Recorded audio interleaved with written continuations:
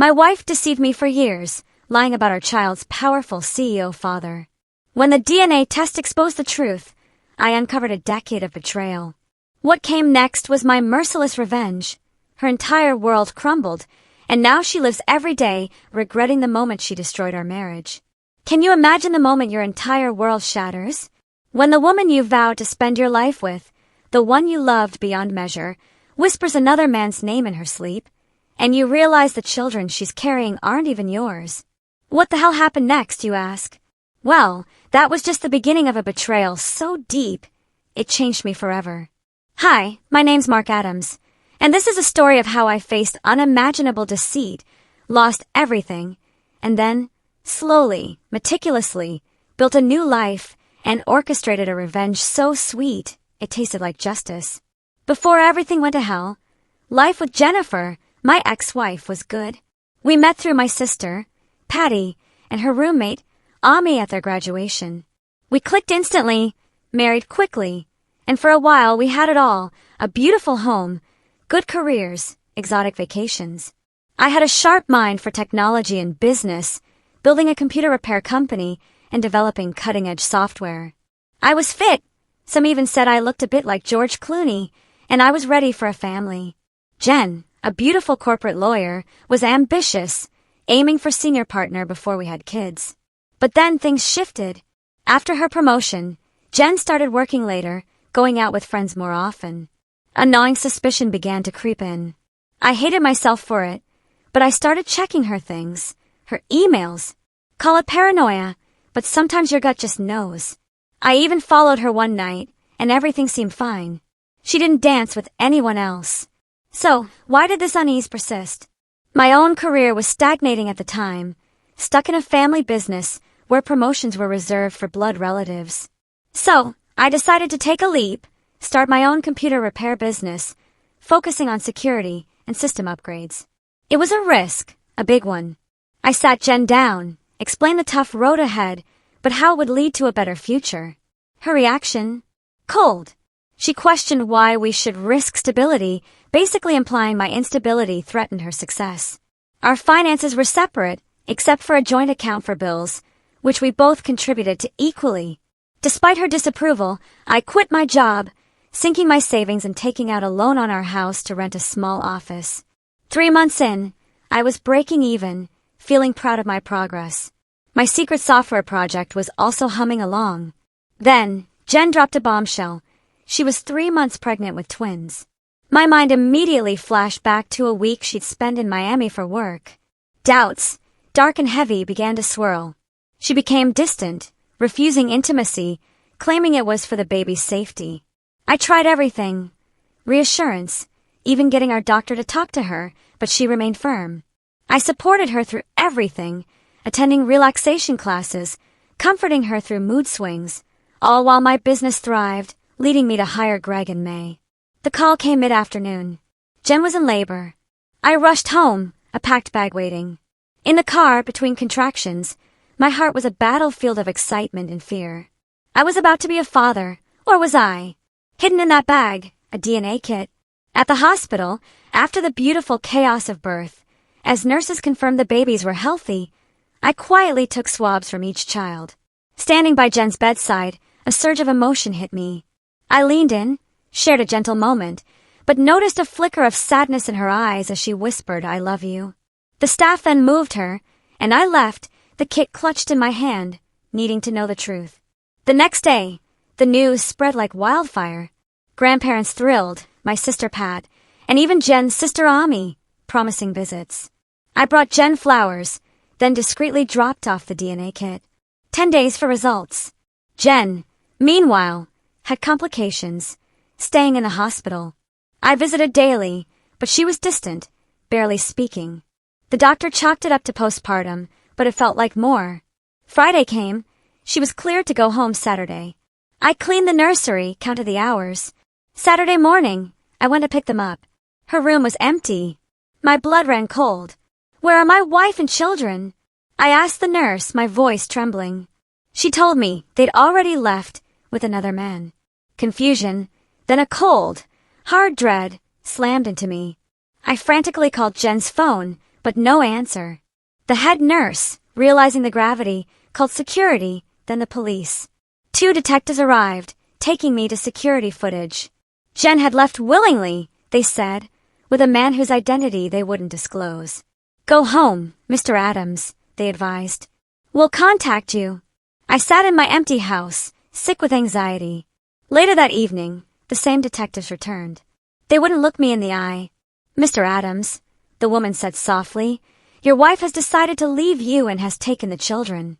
Her attorney will contact you soon. Please, don't do anything rash. Then they left, leaving me utterly shattered. My hands shook. Tears streamed down my face. I was completely lost. Sunday morning, I tried to pick up the pieces. After a shower and breakfast, I called Jen's parents. Her dad, oblivious, was excited about their upcoming visit. I choked out what happened.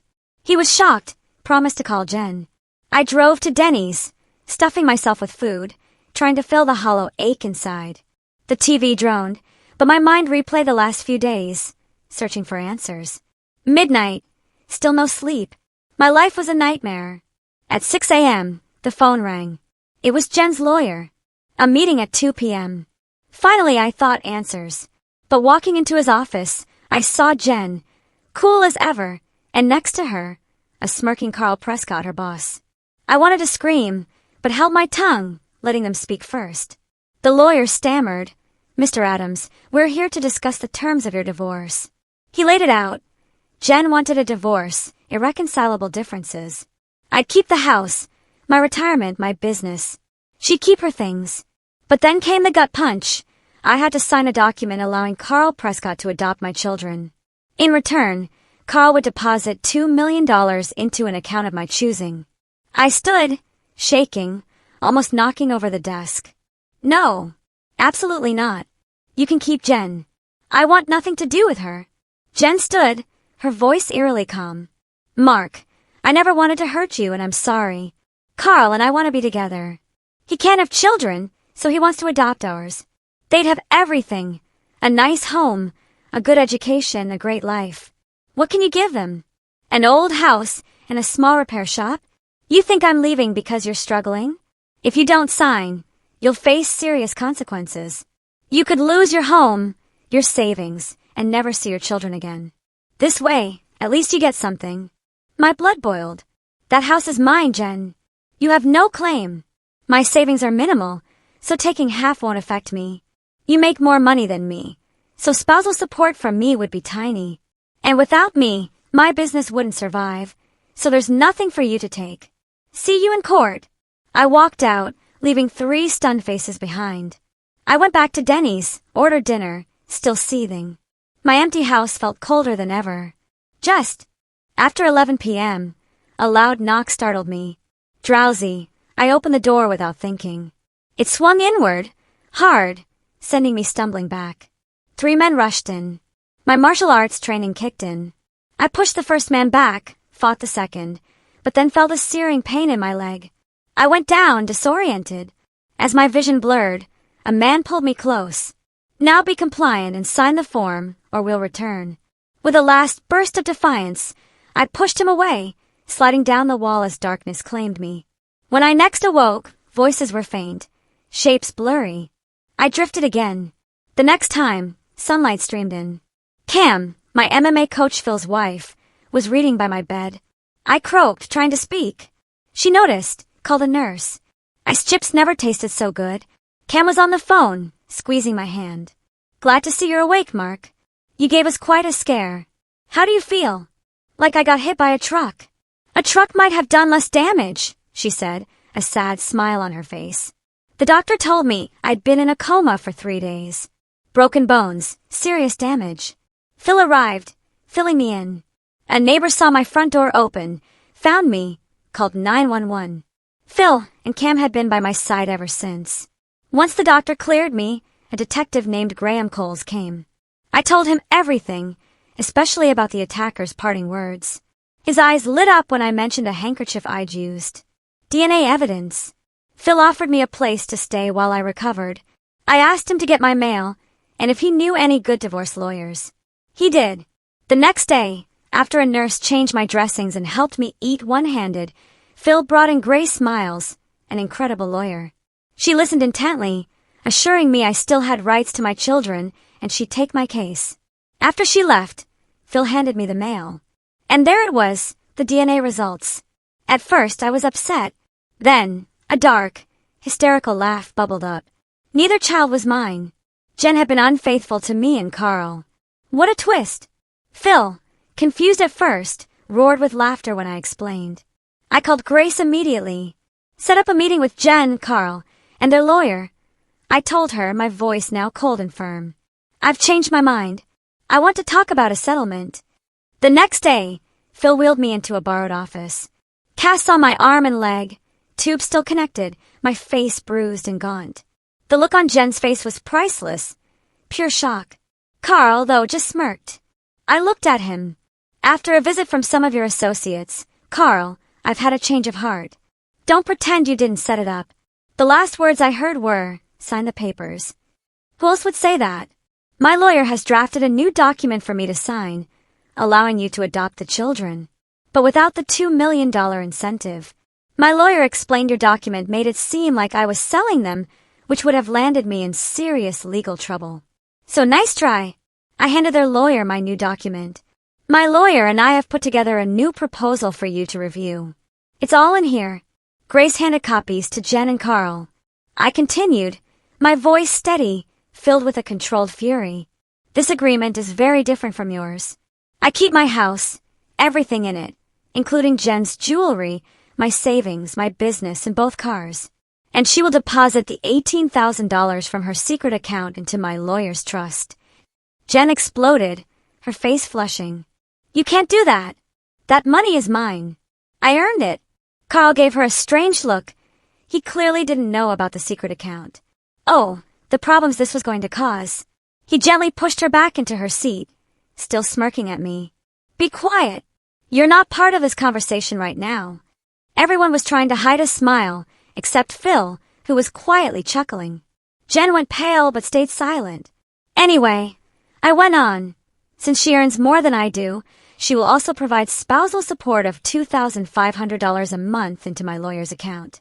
And regarding the company you both work for, this is compensation for the role you played in breaking up my marriage and for what I've endured.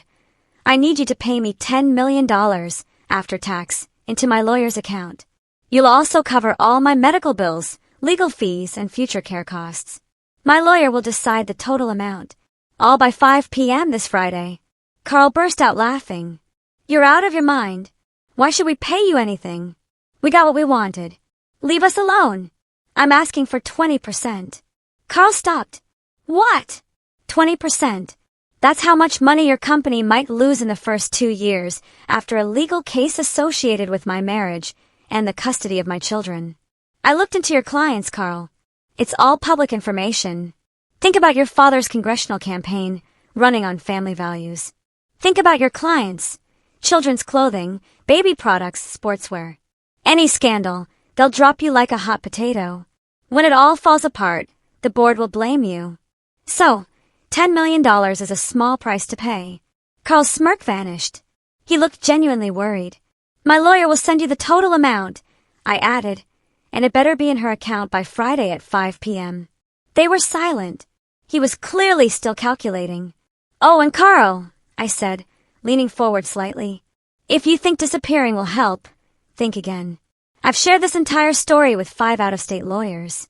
If anything happens to me, they'll report it. Defeat settled on his face. As we left, I called back. 5 p.m. Friday. Back in my room, Grace asked why I'd changed my mind about the adoption. I handed her the DNA results. She looked, then burst out laughing. You sly trickster. The kids aren't yours. Whose are they? I don't know, but I plan to find out. This proves she was unfaithful to both of us. And when I do find out, I'll make sure Carl knows too. Mark, she said, shaking her head. I really wouldn't want to get on your bad side. You should have been a lawyer. Thanks, I chuckled. But I don't have that kind of drive. Actually, she replied, a knowing look in her eye, you do. You just haven't needed to use it yet. Phil and Cam let me stay with them while I recovered. Friday, 5 p.m. loomed. At 3:30, Grace called. The money was in my account. $10,861,312. I was doing well financially, far better than before. After 8 weeks, I returned to my house, but it felt cold, empty. I decided to move closer to Patty and my sister. I gave my business to Greg and May, along with all the profits they'd made in my absence. It was the least I could do for their loyalty. I gave Phil and Cam a $500,000 check for my care, explaining Carl's company was paying. They deserved it. Phil's son, Eric, and his pregnant girlfriend needed a place. I offered my house, for a rent they could afford, suggesting they save for the baby. Cam hugged me. Phil's eyes welled up. I gave Phil the deeds to Jen's car too, a gift for Eric's new family. My old life was truly gone. 3 weeks later, I closed the door to my old house for the last time, a bittersweet farewell. Patty was ecstatic to have me. She and Ami, Jen's sister, were roommates back in the day, remember? Patty set us up, and I quickly found myself enjoying Ami's company. She was different from Jen, easygoing, funny, beautiful. I even started house hunting, settling on a lovely home in a safe, gated community. Ami and Patty helped me furnish it, turning it into a warm, welcoming space. We threw a housewarming party, and Ami was incredible, pulling me onto the dance floor, making me laugh. We started spending more time together, and our connection deepened. One night, a theater trip with Patty got canceled. Ami and I went alone. She held my hand during the play, a simple, sweet gesture that felt like everything. Later, walking her home, the cab drove off, leaving me stranded. Well, she laughed. In that case, you should stay the night. She took my hand, her eyes sparkling. What does a girl have to do to get you to make a move? I've waited long enough. That night, a new chapter truly began. It was intense, overwhelming, and utterly beautiful. We realized later Ami had been attracted to me from the start, envying Jen. After my breakup, she confessed to Patty, and they had planned that night. We laughed about it, and Ami messaged Patty, confirming their plan had worked. Meanwhile, my software project was finished. It was revolutionary, adjustable for military, gaming, aviation, even cars. I showed it to a top gaming company. They were skeptical at first, but after a 3-month trial, they offered $120 million for the patents. I turned them down. My sister, my corporate attorney, and her negotiations specialist colleague helped me secure a better deal. $65 million upfront and 5% of all product sales using my tech for 10 years. Then came similar deals with military suppliers, civil aviation, and a major car manufacturer. I was worth over $250 million, with projections of $350 million within a decade. My life had completely transformed. Ami and I were living together, blissfully happy. Just over a year after my world fell apart, after my new life had fully blossomed, I felt it was time. Time for phase 1. I'd patiently waited. For 5 years, I'd had a private investigator gathering information on Jen, Carl, and everyone close to them, especially Troy Simmons, Jen's former boss, whom I suspected was the twins' biological father. The PI delivered. The twins were Troy's. Jen was still in contact with Troy and 2 other men. And Carl. He was involved with his assistant and others while he was away. I sent Carl the proof, the DNA results, confirming the twins weren't mine, and detailed evidence of Jen's other affairs. 2 months later, Phil called.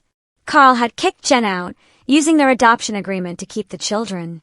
Jen left with nothing. No one knew where she was. Ami called her parents.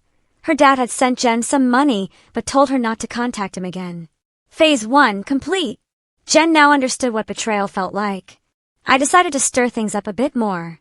I sent her the investigator's report on Carl's infidelities, with photos. This would make her divorce even messier. A few days later, the security gate buzzed. Mrs. Prescott is here to see you. Ami and I looked at each other, confused, but Ami said, "Let's hear what she has to say." I let her in. A woman, disheveled, distraught, stood at our door. Her hair messy, clothes unchanged. Ami invited her in, offering coffee. She couldn't meet my gaze. My heart was a mix of anger and a flicker of pity. "You look unwell," I said, finally. "What happened?" That question broke her. She cried for 10 minutes straight. "He found out the twins weren't yours, and that I'd been seeing Troy while I was with him. Then he found out I was still seeing Troy after we got married. He got so angry. He made me leave with just the clothes on my back. I had my car keys and some money, so I got a motel. But no one wanted to talk to me. No friends. My family, my dad sent money, but said don't reach out again. I had nowhere else. I used my last bit of money to come here, hoping Ami would help. I know you won't, Mark, and I don't blame you. I'm so sorry. I was selfish, hurtful. I deserve this, but I miss my kids. I want them back. Her words, practiced as they might have been, held truth. My anger warred with a strange sense of sympathy. Carl, I decided, was next. Ami, despite her own history with Jen, went and made her breakfast. While Jen showered, Ami found her clothes. What do we do? Ami asked me. It'll annoy Carl to see her getting back on her feet. I said, a mischievous glint in my eye. Let's put her in the guest room for now. Tomorrow, you take her shopping for essentials. When Jen came down, looking a little better, I told her the news. Tears streamed down her face as she hugged me tightly. Mark, I really didn't expect this kind of welcome. I'm so grateful. Jen, I said, looking her in the eye. What you did was very hurtful, and you see now how it affected your family. You understand the pain you caused me. But thanks to Ami and our love, I believe I can forgive you. I will never forget, but I won't focus on it anymore. No more apologies. That chapter is done. A new one has begun. Now, you go shopping with Ami. I'm off to the gym. See you later. When I returned, I began searching for a place for Jen. On a whim, I called our community housing officer. He had a furnished one-bedroom just 2 streets away. I rented it for a year, paid the deposit. When the girls returned, loaded with clothes, I shared the news. Ami smiled. Jen hugged me again, crying. I really don't know what I was thinking when I messed up our marriage. I should have never let you go. Ami, please take care of him. You will never find a better man, and I know I won't. Then she ran upstairs. Later, I shared my full plan with Ami, helped Jen, and take down Carl and his father. She was completely on board. We helped Jen move in, gave her $10,000 and a credit card with a $1,000 monthly limit. Ami told me she was proud of me. I just hoped Jen had learned her lesson. We hired Brian Scott, a lawyer Patty recommended, for Jen's divorce. I explained everything, including how I'd allowed Carl to adopt the children. Brian was concerned, but then I revealed the DNA reports. Troy Simmons was the biological father. The adoption was invalid. Carl had no legal claim. Jen could get her children back. This wasn't just about Jen, though. This was about Carl and his powerful father, Barry Prescott. Brian's plan was masterful, a symphony of legal retribution. File to end the adoption. Report Carl and Barry Prescott to the DA for attempting to illegally adopt children, citing my coerced permission and the DNA proof. Demand the children be returned to Jen. Legal action against Troy Simmons for workplace coercion. Legal action against Carl Prescott for pressuring Jen and affecting her personal life. Legal action against XYZ Advertising, Carl's company, for enabling and promoting this unethical behavior with Carl as CEO. Legal action against Troy Simmons for damaging my marriage. Legal action against Carl Prescott for damaging my marriage. Finally, action against XYZ Advertising for failing to uphold ethical standards, which directly led to the collapse of my marriage. I clarified that I'd signed an NDA for the $10 million settlement from XYZ, agreeing not to breach it. If I did, I'd have to repay it. But with Brian's plan, I knew the financial fallout for them would far exceed $10 million. Jen accepted her role, ready for the consequences. I told Brian to proceed. I also planned to share everything with the media a week after Brian moved. 2 weeks later, Brian began. A week after that, I sent all my information to various media outlets. The story exploded. News crews swarmed courthouses, homes, and XYZ Advertising. Clients panicked, threatening to cancel contracts. XYZ's board held an emergency meeting. Troy Simmons was dismissed without severance. Carl and Barry Prescott resigned to stem the bleeding. They also agreed to a significant settlement for both Jen and me. My $10 million repayment would be a drop in the ocean compared to what I was gaining. And the chaos led to an unexpected outcome. Congressman Barry Prescott running on family values, resigned due to health issues. Soon, questions arose about his campaign funds, luxury cruises, shady services. The FBI got involved. Barry Prescott, the pillar of family values, ended up serving 3 years in prison. Carl, for his part, was found guilty of attempting to buy 2 babies and misappropriating company funds, siphoning money into secret accounts. He received 5 years, and as a final, delicious act of retribution, I arranged for him to be placed with a rather problematic inmate. Less than a month after I spoke to the press, Jen's children were returned to her. Ami and I took her and the kids to her parents, helping them reconcile. I told her parents I'd forgiven Jen, and while we weren't friends, we were on good terms. They, seeing their grandchildren for the first time, were overjoyed. Jen moved into a bigger house, passed her bar exams, and now works at Patty's law firm. We sometimes watch each other's kids, but our lives are separate. To this day, Jen remains single, focused on her work and her children. 9 months after our return, our son James was born. A year later, his sister Sarah joined us. We moved into a bigger house in our safe community. I became quite wealthy, even a public figure, attending charity events, our family appearing in social magazines, lauded as the perfect couple. Life was good, truly good, and Carl, Barry, and Jen had paid their dues. I finally understood that drive Grace had talked about, a drive not just to survive, but to thrive, and to ensure that justice, in its own meticulously crafted way, was always served. What would you have done in my place? Have you ever faced a betrayal that fueled an unexpected strength within you? Tell me what you think. I really want to know.